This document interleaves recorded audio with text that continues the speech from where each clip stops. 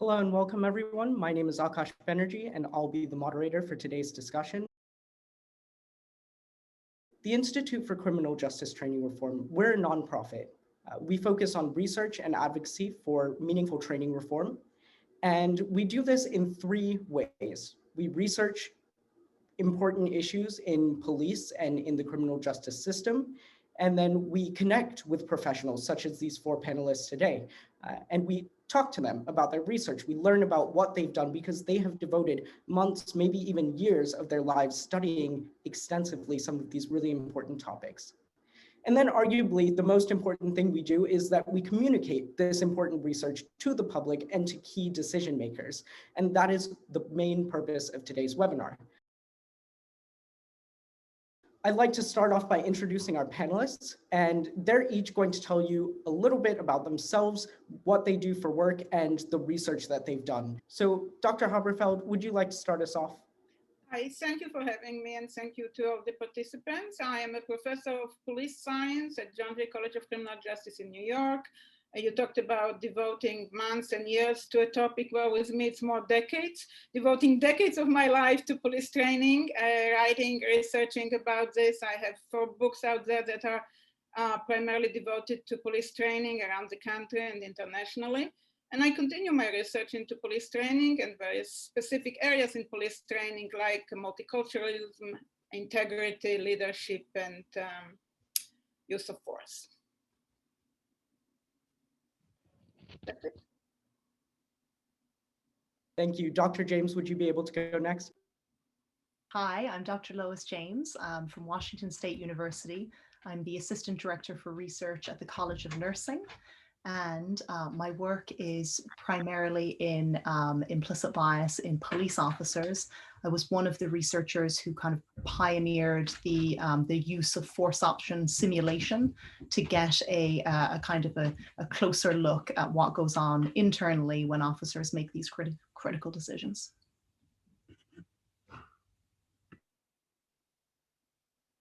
Hi, everyone. My name is Dr. Ajima Olaghere. I'm an assistant professor of criminal justice at Temple University. And my research, broadly speaking, focuses on the interrelated nature of policing communities and reentry. And since my doctoral study years, I've been focusing and doing research in and around police departments, and even put myself through a police citizens academy, and have a background in community organizing where I work closely with my local police department. So I really appreciate that this conversation is going to focus on repair police community relations, and I'll probably bring a lot of that community-oriented perspective to our conversation. Hello, everyone. My name is Connor Powelson. I'm a PhD candidate in the University of Maryland College Park's Department of Sociology. I'm the lead research assistant in the Lab for Applied Social Science Research, or LASER, under my advisor, Dr. Rayshawn Ray. Dr. Ray wasn't able to make it today, so I'll be representing our lab.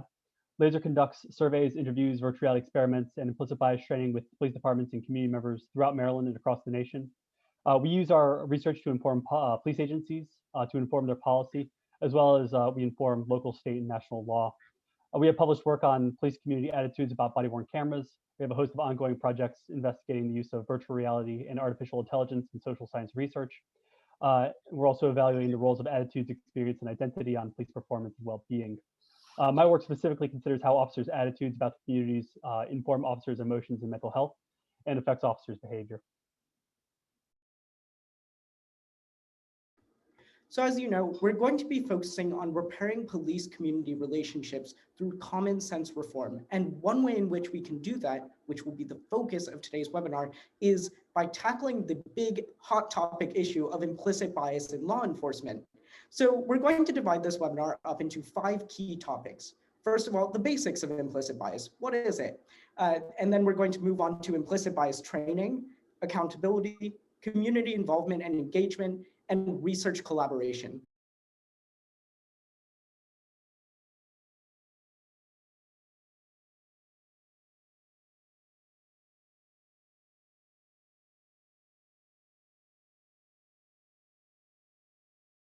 My question for our panelists today is, what differentiates implicit bias from racism and bigotry and all of these different words that we kind of throw together sometimes?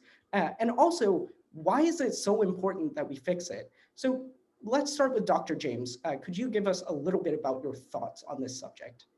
Absolutely, and you're right. This is the place to start, because this is the big question, right? You know, we know that implicit bias is a huge problem. We know it's a very pervasive problem, but there's still a great deal that we don't understand about it, and we don't understand how to tackle it. At its most basic level, right, from an evolutionary perspective, implicit bias is essentially a survival heuristic. And I say this because it really brings it home how deeply ingrained these types of biases are. You know, people ask me all the time, well, what can I do to not be implicitly biased? And unfortunately, that's not really a logical question. Everybody has implicit biases. What we can do is learn to become aware of them so they don't control our behavior unwittingly, right? And that's, for me, where the big difference between implicit bias and racism or bigotry or prejudice really lies. That's not to say that implicit bias can't lead to those things. It certainly can. But if you do the work, if you're conscious, if you're self-aware, and you really take the time to think of what does my mental filter look like? How do I process information coming in? Because again, that's really what implicit bias is. That's where the difference for me lies. Mr. Powelson, would you agree with that? Absolutely. So everyone has implicit biases that inform the way they behave, and these implicit biases can be on any subject. You know, race is one of them. It can also be on weight. It can be on height. It can be on any category which differentiates people. And as Lois said, this can inform people's behaviors differently. So it's an attitude. Implicit bias is an attitude that doesn't necessarily transfer into behavior. In terms of police work, officers have implicit biases just like everyone else. They're people.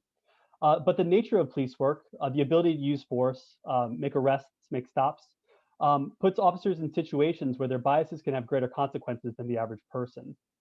Moreover, biases have a greater chance to arise in situations that are stressful and in situations where officers have to make split-second decisions, and officers do these things regularly. Therefore, implicit bias in policing plays a particularly important role because of the consequences and the ability for it to play out in the types of situations that they experience. Our work shows that racial bias affects all police officers to varying degrees. That is, regardless of an officer's identity, regardless of an officer's race or gender, officers are likely to demonstrate these biases. And these biases can impact community relations in day-to-day interactions. For instance, if someone feels like they've been disrespected or treated differently based on their race. But it can also impact the relations and practices within departments, that is, between officers or police departments and their leadership. Thank you. Dr. Haberfeld, as someone who's worked with a lot of police departments, what are your thoughts on implicit bias in law enforcement on its bare basics? What does it look like and how does it manifest itself? I think that there is a very misguided perception in general of police officers as being, all the time cool, calm, and collected. And the truth is that officers very frequently experience fear based on what they've seen, what they experience, on war stories. And I think that fear is a tremendous catalyst when it comes to implicit bias. So it's not just stress, as was mentioned. It's really the fear of the situation, how it evolves. And this is sort of a lab for this implicit bias to thrive in, when officers have to act very swiftly, and suddenly there is this micro piece of information in their brain that will influence their discretion, and they will act upon this micro piece of information that is part of this embedded bias. And this is why, to me, when I started looking at police training over 2 decades ago, I was flabbergasted by the lack of training in this area, because it was clear to me from day one that this is one of the biggest challenges for any police officer around the country and around the world, for that matter. And we're actually going to get into training in the very next topic. I would like to turn to Dr. Olaghere. What are your final thoughts on this topic? Yeah, sure. Thank you. I just echoing my fellow panelists. I think from a bureaucratic standpoint, implicit biases can be representative of decisions that need to be made, routine decisions actually, and sort of become sort of a shortcut. And those routine decisions become sort of reflection of broader societal orientations as concerns racism, sexism, ability, and so forth that sort of permeates an organization and then permeates the psyche of an individual officer all the way through the ranks. And just to echo what Connor and Dr. Haberfeld mentioned, this idea that there are also psychological coping mechanisms to, stress and to fear. And so in the context of having to make decisions, I think implicit biases can filter in, particularly where there is no direction or feedback about how to manage certain situations. You sort of resort to what Mr. Powelson mentioned, which is what we all have at our baseline characteristic, which is the assumptions and the biases that we bring to our work and our practice.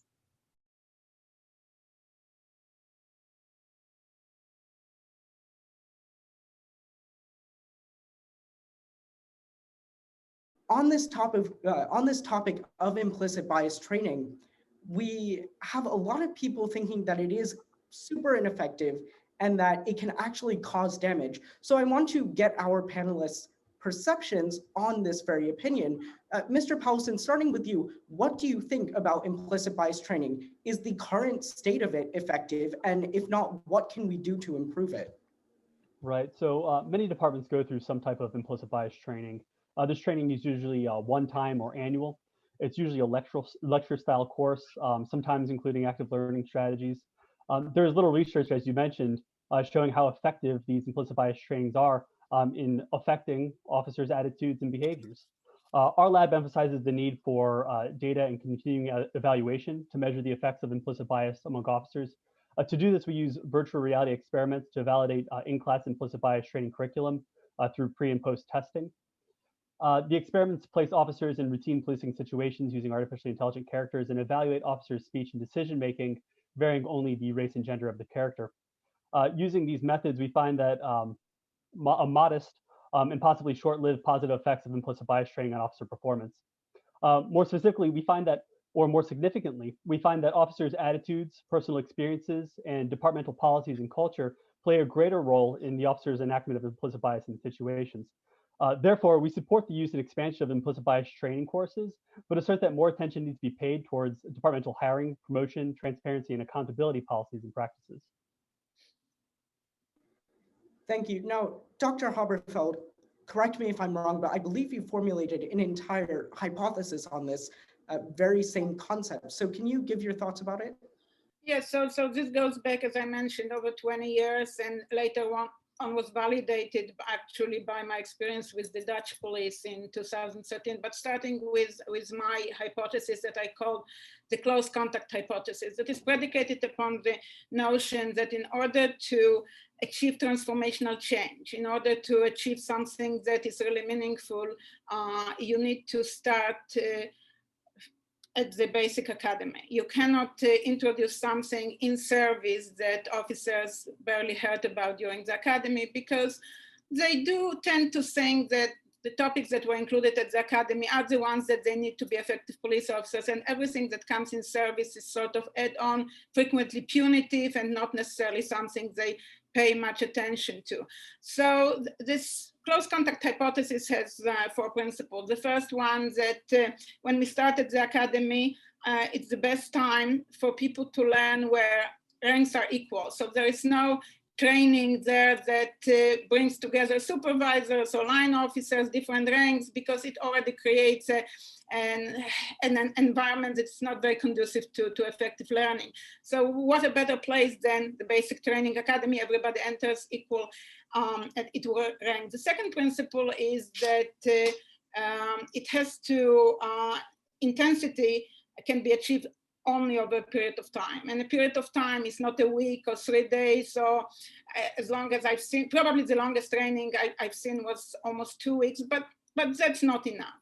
The academies are not long enough either, but if you have 17 or 18 or 20 weeks of implicit bias training, or however you want to call it, the close contact hypothesis, that is 10 times better than anything else that can be offered later on.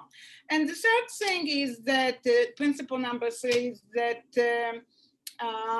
the officers need to be divided into groups from literally day one, because over the time and literally very quickly, people tend to create informal groups.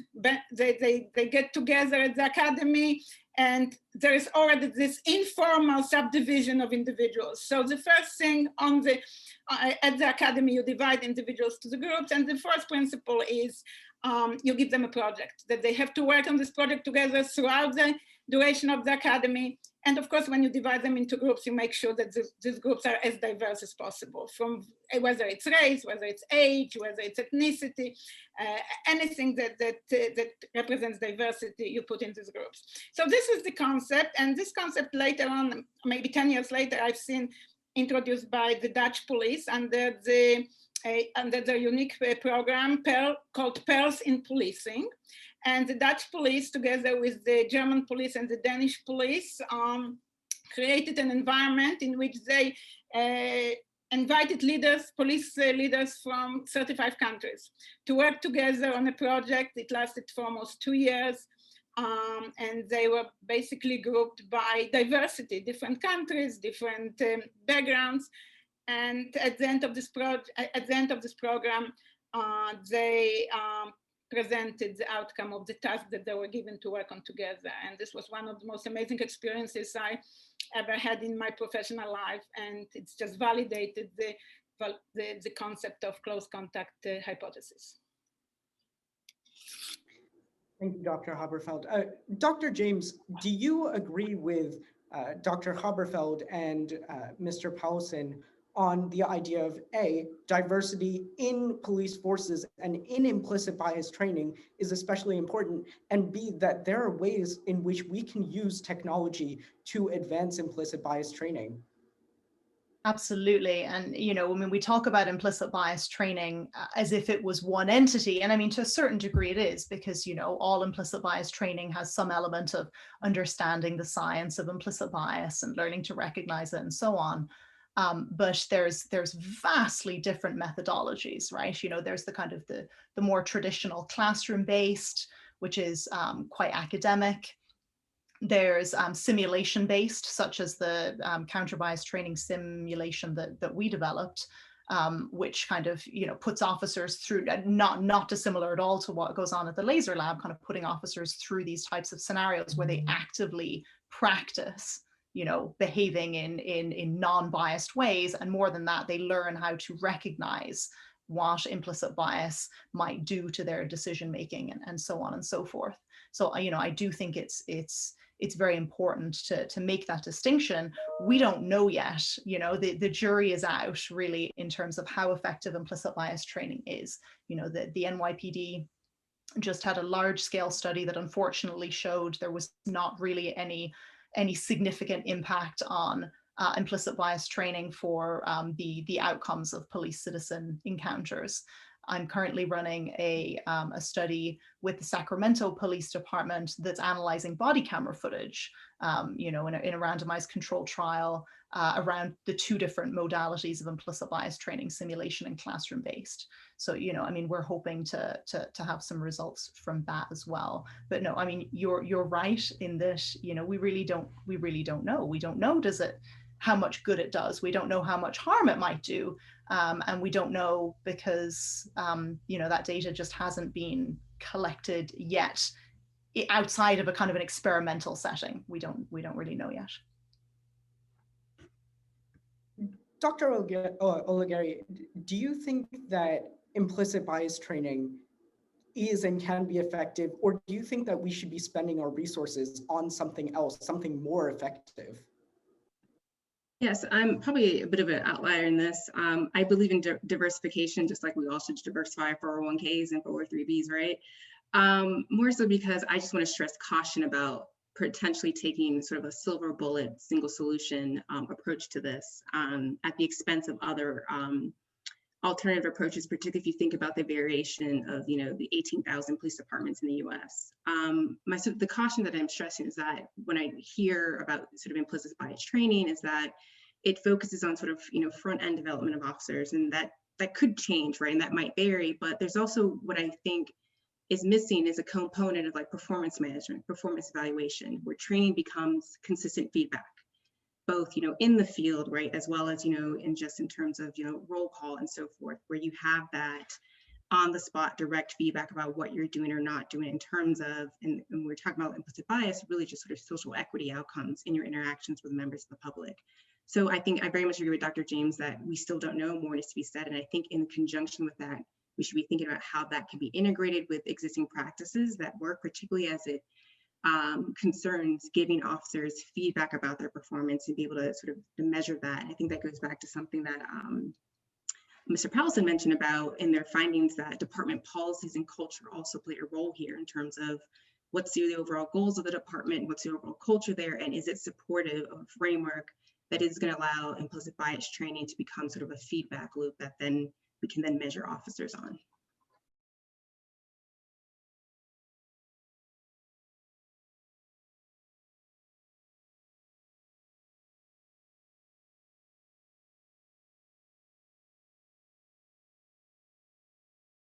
To what extent should we be holding officers accountable for acting on implicit bias? What are flaws with the current system? And most of all, because this is proactive, we're trying to find solutions. What are ways that we can hold officers firmly but fairly accountable for acting on implicit bias? So I'd like to start with Dr. Haberfeld, because you have a lot of experience with police misconduct research. So what are your thoughts on that? So these are not just my thoughts, but the thoughts of the team that I was with and still I'm with for over 2 decades.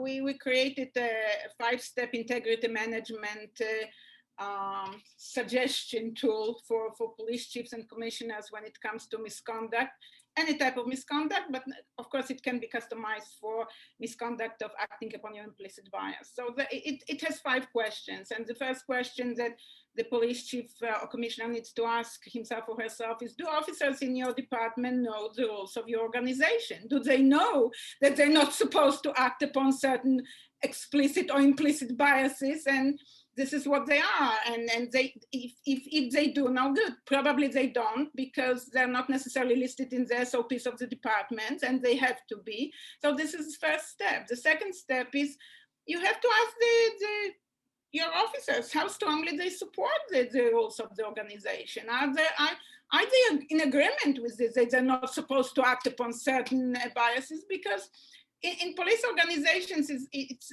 it's sort of assumed that if police officers receive the SOPs, they have to accept the SOPs and act upon the SOPs, and this is how it's going to happen. And it's absolutely not true. Officers, you have to buy into hearts and minds if you want to achieve compliance and if you want to achieve results. So question number 3 would be, do they know what is the disciplinary threat that is out there if they engage in violation of the rules of the organization? Do they know what awaits them if they're going to act on their biases? Again, if they don't know, you better make sure that the disciplinary actions and disciplinary metrics is out there for them to familiarize themselves. And then again, step number 4, going back to them, how do they feel about this? Do they feel that the discipline is fair? Do they feel that it's fair to be, let's say, terminated if they act upon their implicit bias? If they do, great, right? But if they don't, then probably they won't feel that it's fair, because as we mentioned, everybody's acting upon implicit biases, so why I need to be terminated? You have to make sure that you can correct their perception and explain to them why it is critical to have the harshest of discipline at the first instance of such misconduct, because it has a tremendous impact on police community relations. And final step is how willing they are to report misconduct. And this is a critical question that the chiefs need to make sure that they know how to deal with. And I need to mention the legendary chief of Charleston, South Carolina, the late Reuben Greenberg, who actually gave us, our team, the ideas about this. In his department, if you did not report misconduct, your discipline was harsher than the discipline of the individual who actually engaged in this misconduct. So this is critical, that the chiefs and the commissioners make sure that that they find the ways to make people understand that this is not acceptable and the consequences will be swift, severe, and certain. Thank you, Dr. Haberfeld. Dr. Olaghere, Dr. Haberfeld talked a lot about making sure that officers know that there will be consequences. Do you think that it's possible to have consequences with our current system? And if so, or if not, how do we improve that and make sure that we can have those consequences if necessary? Yeah, I agree. I think it is possible to have accountability within the current system. I think it just goes back to something I was mentioning earlier. It's a performance management issue. And if I were to put myself in the shoes of an executive level police officer, it would be just like, I'm going to go tomorrow and sort of reset and have as much as possible all hands on deck meeting, activate my sergeants and lower ranking officers and talk about a strategic plan for instituting that within the organization. And at some point, I will have to get the buy-in, as Dr. Haberfeld mentioned, of the line officers that are doing this work, that are representing the organization, because if the organization is going to change and institute accountability and address the subjective decisions that officers make, then I need for them to sort of be a part of that process. And I think part of that process is going to have to involve their involvement specifically about what are we assessing you on, right? What is the performance that's most important for this organization, this department, this community? And I think at a certain point, you're going to have to involve members for which police officers deliver service to, the community members, people who both have positive perceptions, but also have negative perceptions, but also have mixed perceptions. And I think you can have this holistic development of this is how we're overall going to assess you in your day-to-day activities. And the moment where you're not meeting those benchmarks, or we have a review, that becomes an opportunity to provide feedback, to actually institute accountability if necessary, because you're collecting data along the way that says, you know what, we've tried this remedial action, we've tried that, and it doesn't seem like you're quite getting it. We need to reevaluate, this position, this job for you. So I think it's a very sort of holistic way in which you can do things that's fair and inclusive, but also make sure is that, we're not sort of reinforcing this culture of accountability is something that officers are not subject to. I think it really has to start internally and then invite external stakeholders to that conversation and be solidified and actually instituted. And it starts with just having a strategic plan of like what you're going to do going forward. And you can start it tomorrow, just the conversation around that. Thank you. Mr. Powelson, what are your thoughts on this? Well, first, Akash, that quote is great. Rotten apples come from rotten trees. That actually comes from Dr. Rayshawn Ray, my advisor. He also is a fellow at Brookings Institute. So I appreciate you bringing him in that respect. But so in terms of accountability for officers, I think Dr. Haberfeld's points were fantastic, where it really requires a lot of buy-in. I'll propose some other points that are involved in the relationship between police accountability and departmental processes. And that is, first, that there requires this open communication, and Dr. Olaghere mentioned this too, it requires this open communication between communities and officers. Officers and community members need to be able to voice their complaints to departments, and those departments need to be heard and felt. Second is that there needs to be a valid measure that can justify or substantiate whether these criticisms or complaints are legitimate or not. And that requires things like body-worn cameras, which are being more widely implemented, but are still lacking in some departments. Lastly, it requires a penalty, and this is something that Haberfeld mentioned. It requires a penalty that is that can deter crime, that is swift and significant, and can reconcile misconduct. And in general, accountability for officers begins with these complaints, goes to internal affairs or maybe a command staff if there is no internal affairs. And if the complaint is substantiated, which most are not, a study from 2006, DOJ shows that only 1 out of 12 complaints are substantiated. Depending on the nature of the conduct, and if it's substantiated, the officer will face either suspension or termination. Now, the accountability measures of termination or suspension, maybe those are okay, but there could be other accountability measures that ought to be implemented in departments. One thing that Dr. Ray and the Lab of Applied Social Science Research has been looking into involves cases where there's litigation against officers or against the department. So if a department is found to be financially liable for an officer's misconduct, there's oftentimes a civilian payout. And this civilian payout is made by money from the department. In other words, the taxpayers are paying for the misconduct of officers. The department and community suffers from this structured payout. The department could use those funds for things that better serve the community. Our lab advocates for the restructuring of civilian payouts as a mechanism for better officer accountability. We suggest that payouts are structured similarly to how medical malpractice is handled, whereas doctors pay into medical malpractice insurance funds, and when a payout is made, it comes from those insurance funds. Now, if this is done for police, this holds officers personally financially liable for their misconduct that is substantiated, and it would protect departmental funds, taxpayer money. Thank you. Dr. James, do you have anything to add? What are your thoughts on Mr. Powelson's proposed restructuring of insurance payouts, or anything else that was commented on about this topic? Yeah, I mean, I think that's fantastic. I really do. One thing that I do want to bring up, because I think it's very, very relevant here, is we're moving beyond the era where we're only held accountable for our intentions and not for our impact, right? And that is a really critical distinction, because good intentions, trying not to be biased, intending to do no harm, it's not enough. It's not enough. We have to, too much damage has been done, and we need to be really, really mindful of what actual outcomes are and what the impact of our behaviors are. And I think that's where it can get very uncomfortable and defensive for officers, and not just for officers, for anybody engaging in this type of training, right? Because it feels like you're being blamed for something that you don't mean to happen, right? But I think that's the really challenging piece, and that's where we need to kind of push forward and press into it.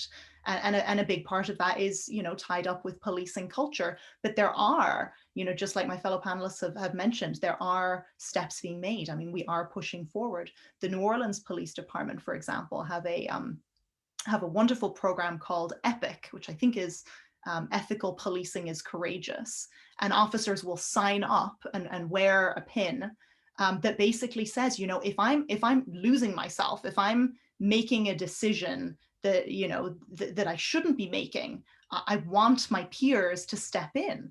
I want my peers to say, hey, you need to take a breath, or you need to take a different approach. And I think that represents a really great step forward as well.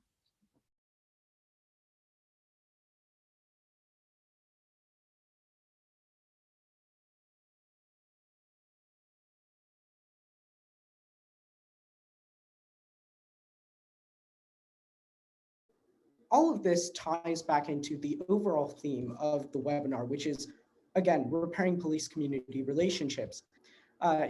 Arthur Evans, the CEO of the American Psychological Association, said that psychological research shows that a key factor shaping whether people obey the law is whether they trust the law and legal authorities. So I want to start with Dr. Olaghere. What role do communities play in this conversation, and how can we get them more involved? Absolutely. I think in the spirit of the theme of the panel, they play at least half the role, right? I don't think you can have forward progress on repairing relationships if they're not included, including being sensitive to the complexities of what it means to include community members. And what I'm thinking about there is that community members organizations or individuals may not be ready or prepared or even organized to have a sort of a partnership. And what I'm really thinking of is, a way in which we can sort of begin to sort of repair is to take a sort of crime prevention framework and sort of flip that and turn it onto the organization and the relationship with community members. And I'm really thinking specifically of the community policing, but specifically the problem policing framework, where that framework takes you through very specific steps about how to diagnose a problem that's persistent, that hasn't, seemed to resolve itself, that's chronic in the community. And typically we turn that lens on how to solve quality of life issues or crime issues. But I think we can actually take that and turn that lens onto the relationship itself, where you're going to have that partnership and have those conversations with community members. And I think the crucial thing is that I actually want to tap into an article I read, I think it was Police Magazine, some time ago, Chief Hassan Aden, or former Chief Hassan Aden, I believe he's now retired. He talked about how when he was appointed chief at a department in North Carolina, one of the first things he did was to try to tackle police-community relations. And what he did was go through this sort of strategic development. What is this police organization's mission? And what he sought to do is that in the process of creating that strategic plan, he had to sort of reach out to members of the community that were cynical. And he sort of had to sort of not make it about himself, but make it about, this is sort of the process of having to put aside the negative reception in an effort to be intentional and to be consistent and to follow up on those and show people that, you know, he was committed to actually doing the work. And I think just the process of just building a relationship over time, despite the frustrations that might come with that, is I think the most basic ingredient that you can think about. And another example that I can think of is a dynamic captain in West Philadelphia that does this very well, where he meets people where they are, and he actually instills in his fellow and in the officers that he supervises to do the same, and actually, you know, where is appropriate, actually, you know, does something as creative as has meetings on people's stoops, on corners, so that it's a very sort of public ordeal as opposed to at a police station, for example. So tapping into some creative ways of just building relationships. And it goes back to, you know, that ethic of, you know, Sir Robert Peel, right, the sort of the founding father of just, you know, modern policing, that, you know, the police are the public and the public are police. And I think it's just getting back to that basic relationship building and repair of any dysfunctional relationship. How would you go about doing that? And I think the POP framework gives us a sort of a strategy to do that by turning the lens on to the relationships themselves. Thank you. Mr. Powelson, during your work with LASER, have you noticed anything about community engagement that you'd like to share? Absolutely. And as Olaghere mentioned, Dr. Olaghere mentioned, so community-oriented policing, yeah, it's this general idea that the community and the police are one. And generally the way that officers do this is that they hold meetings with the public. They attempt to go out into the public and build relationships with the public. And there's nothing wrong with building strong police-community relations. There's some evidence that that is a great thing for improving the relationships between the department and their community. There's also some evidence that that could actually reinforce stereotypes. So psychological mechanisms, when people hold biases, generally when they see things, those confirm their biases. So let's say an officer has biases about a community, they go out and meet the community. Well, that could actually, even if they're seeing something that should disconfirm it, the psychological mechanisms would protect them from that, and they would actually confirm it themselves. So although building relationships, I think, is important, it's also important that we go one step further and have community members play a meaningful role in certain departmental processes. So a moment ago, I mentioned that the ability to hold officers accountable requires open communication between communities and officers and departmental leadership. And without robust involvement from the community, departments cannot know the concerns and the needs of the community. Accountability also requires transparency with the community. So that is there's a need that the community understands what is the police doing with the community, what is the conduct of the officers, what are possible complaints of those officers, and therefore, to have all this information and have a meaningful relationship with the department, LASER advocates for civilian oversight agencies as a mechanism to improve this accountability and transparency. So a civilian oversight agency is a body of civilians, not sworn officers, who provide input into complaint processes. One study, a 2015 NIJ funded study of 8 city police departments across the US found that after implementing civilian oversight agencies, the number of complaints that were substantiated, that is found to have merit, rose by 78% within a year. So that shows that there's significant disconnect between what officers think is important to hold accountable versus what communities think is important to hold accountable. So without civilian oversight, the rate at which officers are being held accountable is significantly less than if there is civilian oversight.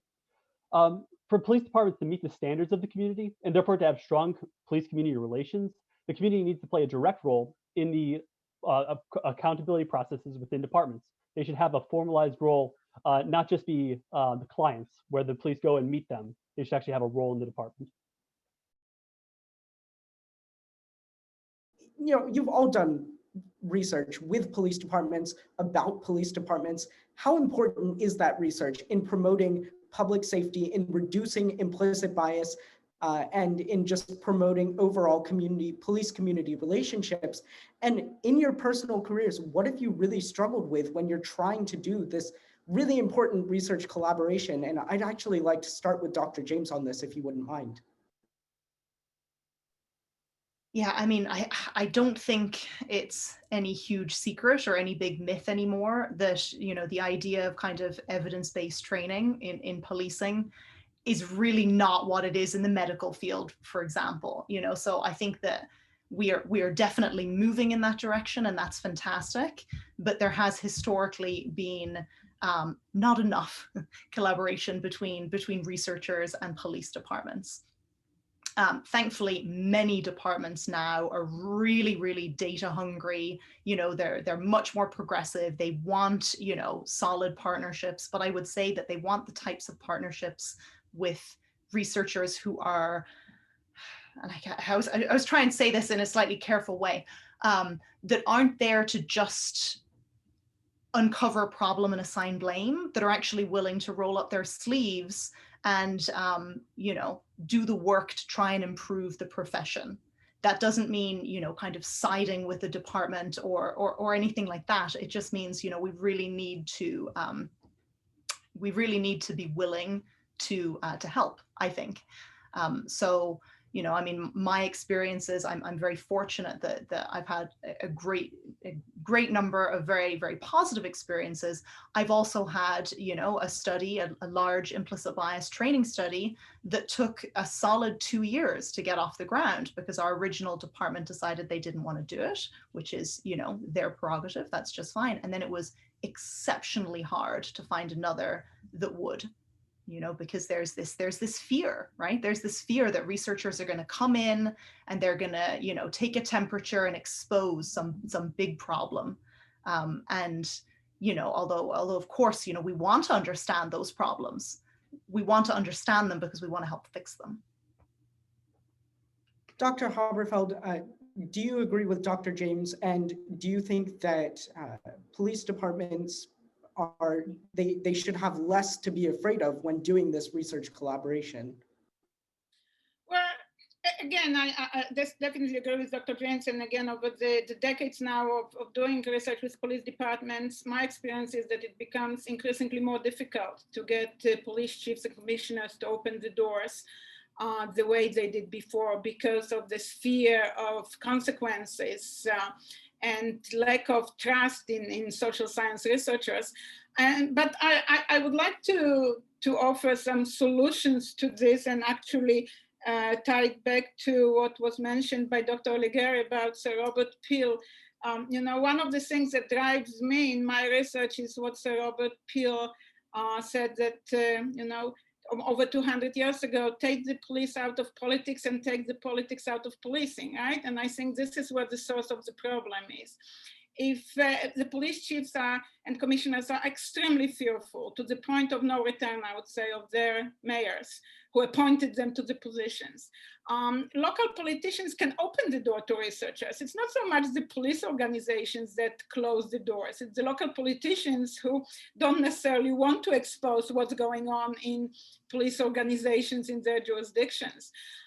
So I think that our plea for collaboration and cooperation and accountability should be directed towards the politicians rather than to respective chiefs or commissioners. They are just too fearful to let us in. I think that the fear drives them in their response, not necessarily the lack of desire to improve policing, but the fear for their personal careers. Dr. Olaghere, do you agree with Dr. Haberfeld that perhaps we should take the research collaboration idea to politicians and not just police departments? I do. I think it would be helpful to help our policymakers understand the motivations of research-informed practices, and I think sort of reset what the whole evidence-based policy movement is about, because I think the movement itself has sort of corrupted the idea of why evaluation is important to the point where we're only thinking about efficacy, right? And only think about certain research designs, but not necessarily thinking of departments and city officials or county officials and state officials as our research partners. Like, we're not coming to impose something upon you, but we're coming to work alongside you to sort of work for improvement. So I absolutely agree in that regard that it's a bit of sort of like clarifying the message about what we're trying to do with research, but also making sure that any evidence, good or bad, is meant to help grow and improve performance, as opposed to sort of just, sort of reinforce what you want to hear, which is not always what the best thing is. So I think we definitely need to sort of reset the conversation around that. I do want to touch on, the question you asked earlier, just briefly, so I don't take up Mr. Powelson's time to reflect on your comment, or your question rather, but, the question you posed about, what has been my experience in terms of trying to work with police departments and any sort of for problems that I had to sort of encounter. For me, as a young Black female professor who has no experience with being a police officer, that's something I've had to sort of a barrier that I have to break down, which is sort of ironic, right? There's implicit biases on both sides as you're engaging in a research partnership. And one thing that I found that actually helps is, sort of consistent with what we already talked about, is just to always be intentional and explain and be transparent about my approaches, even going as so far as to say, here's access to my Dropbox folder of what I want to do.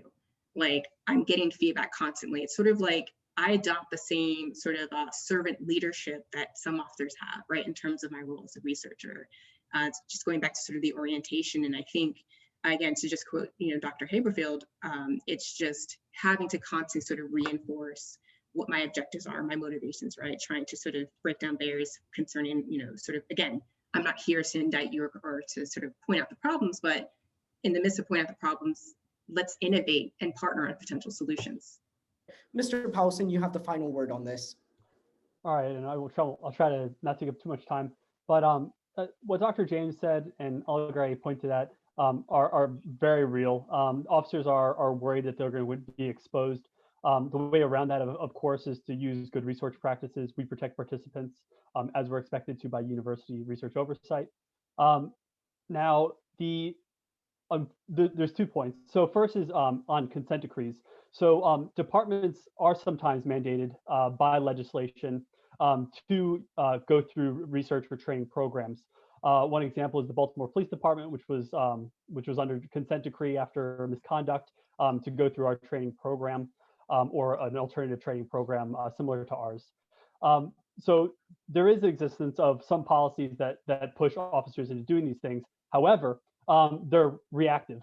We should be doing these things proactively, preventing the problems before they come. So it shouldn't be a bandage on the wound. Second, we find that officers in departments want reforms to a similar degree that civilians want reforms. We find that officers largely see the same problems that civilians see. Oftentimes, they can even see more problems. And these are communicated through policing organizations or policing unions beyond just Friends of Fraternal Order Police, but in groups like Black officers, for the Fraternal Order of Black Officers, or the Hispanic and Latino Officer Caucus. So there are groups that are trying to leverage research into organizations. Now the matter is, will department leadership allow that? And in a lot of cases, if officers can lobby it strong enough, then it's more likely to happen.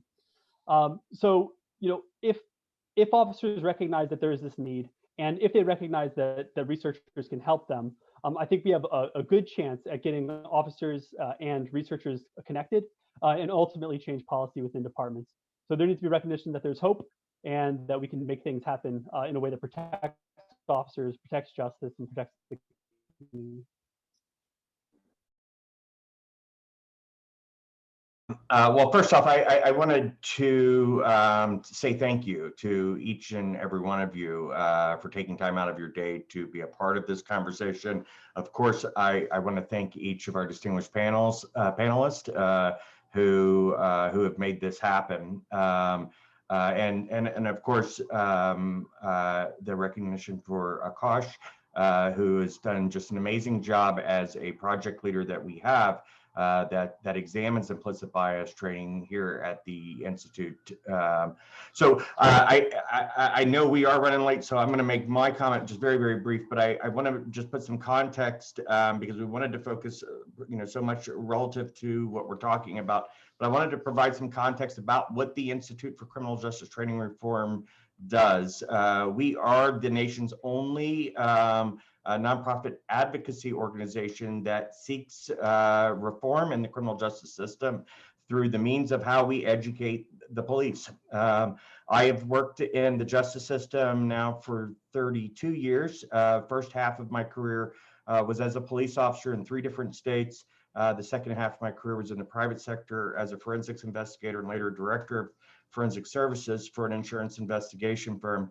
And one of the things that all across the years that I found is that there was an inadequacy and how police officers are being trained, not just in the number of hours that were required for basic training, but the amount of field training they were receiving and also continued education. My view is, which I think most people will share, is that we are enormously shaped by how we're educated or how we're trained, regardless of the job that we do. And so as I looked as a means of how can I contribute to criminal justice reform, to me, tackling training was a no-brainer. And I will say, because of this was brought up by a couple of the panelists, that one of the things that does separate us a bit from other organizations that do research relative to police training is that we are in our heart an advocacy organization. We have what we call a community impact team that asks the questions: how is your community uniquely impacted by these particular trainings or policies, to make sure that we are getting well-rounded answers from folks, especially who have traditionally not had a seat at the table. The last thing that I will say is that about the organization is that we also recognize that the police themselves are impacted by poor training standards or by regulation relating to police training. Many of you may have heard, this is a statistic that kind of gets floated around, is that in every state in the United States, cosmetologists or hairstylists are required more training than the police. But that also includes electricians and plumbers and nurses and in some states, massage therapists. We spend an inordinate amount of time with police officers focusing on use of force, on how to kill someone, but we have an enormous imbalance on de-escalation or things such as implicit bias that could reduce harm. And then finally is that we also recognize that officers spend an inordinate amount of time to protect themselves, as they should, relative to homicide, though they are 3 to 5 times more likely to kill themselves than to ever be killed by someone else and receive little to no training for this. So this topic is a cornerstone project that the Institute has ran. Kasia has led this. We believe in our hearts that we need to have a greater understanding of, is this the path that we need to go down, and where can we expand so we have a better understanding. So with that, thank you again very much. I probably talked longer than I should have, but thank you very much for being with us. And again, thank you to the panel for giving us your insight and wisdom. In 10 words or less, what is one single thing that each of you wishes would change within the next 2 to 5 years, regardless of viability? Anyone can jump in. Okay, I would say that my biggest dream is to see centralized police system for United States, which will result in centralized police training that would enable us to bring all our ideas to one place, to have a better, insightful, academic, and accountability-driven police training. Mandatory for all police organizations in the United States. Yeah, I'll add that we could also use a national data collection policy and public data policy. The data that's available right now for policing is slim. A national policy would fix that. Additionally, universal body-worn cameras, I think, is a great first step.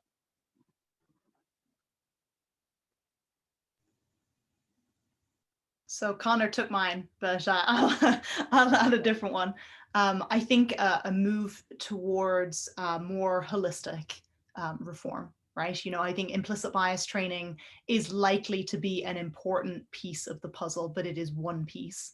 And I think that while we continue to rely on, okay, well, here's a problem, what's one thing that I can throw at it, which usually is training, you know, it's not enough. It's not necessary, but not sufficient, right? So I think a push towards more holistic measures and really tackling this problem from multiple sides.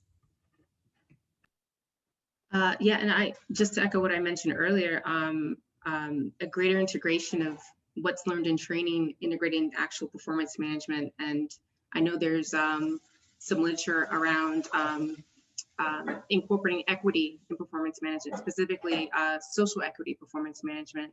And then just in the spirit of this conversation, what I'd hope to see is just better relationships, restoration and repair. Thank you. If anyone has time, the final question was looking at implicit bias tests. So for example, Harvard's implicit bias assessment, should they be used? Are they reliable? And should they be used in training and or hiring? Anyone can go. In hiring, it's a really, and it's a conversation that's been around for a very long time, right? I mean, can you screen people out based on measures like implicit bias?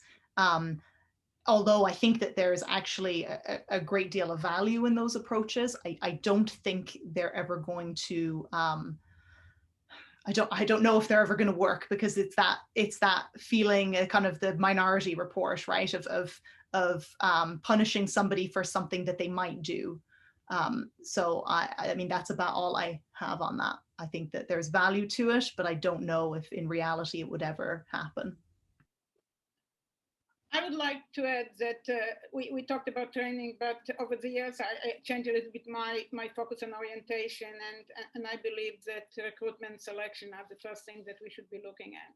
So if anything, we should maybe move a little bit away from training and focus on who we're recruiting for what kind of training, because you can give the best training to the wrong person and the outcome will be disastrous. So there's a lot of work to be done to create this assessment tool for who needs to be a police officer and what qualities and skills and other characteristics we're looking at. And implicit bias tool might be one of these tools that we would like to use, but certainly not the only one and not the most reliable one. We have a lot of work to do in this area. Yeah, the implicit bias measurement, IAT, is not necessarily the most robust. There would need to be additional measures. I think one primary measure that would be useful is additional mental health screening. So mental health is a component in implicit bias, and really it's a very weak measure, or it's very weakly implied in the screening of officers up front. I think that if it was not only upfront measurement of mental health, but also ongoing mental health evaluations, just as they would a yearly physical, would indicate just as robust as an IAT, or probably better. Yes, to echo what everyone said, I think it could be a component, but I think before that, you need to establish what are your hiring standards to begin with, and implicit bias and screening tools can be measures of that. But I think that's important to capture first, and in addition to recruiting, but it's also about retention and promotion as well.